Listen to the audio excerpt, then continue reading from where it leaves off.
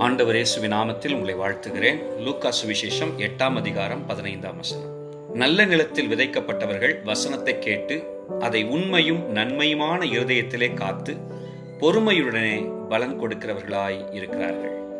நல்ல நிலத்தில் விழுந்த விதைக்கொப்பாக வசனத்தை பெற்றுக்கொண்டவர்கள் நன்மையும் உண்மையுமான இருதயத்தில் அவைகளை காத்து பலன் கொடுக்கிறார்கள். இந்த வசனத்தை பெற்றுக்கொள்ளுகிற நாம் நம்முடைய இருதயத்தில் அவைகள் வளர்ந்து பலன் கொடுக்கத்தக்கதாக நன்மையும் உண்மையுமான நிலைமையில் அந்த வசனத்திற்கு நாம் பிரதிக்கிரியை செய்ய வேண்டும். அந்த வசனம் முழுமையும் நம்மில் செயல்படும்படி ஒப்புக் கொடுக்க வேண்டும். இப்பொழுது வசனத்தினால் உண்டாகும் ஆசீர்வாதமாகிய பலன் நிச்சயமாய் நம்மில் விளங்கும்.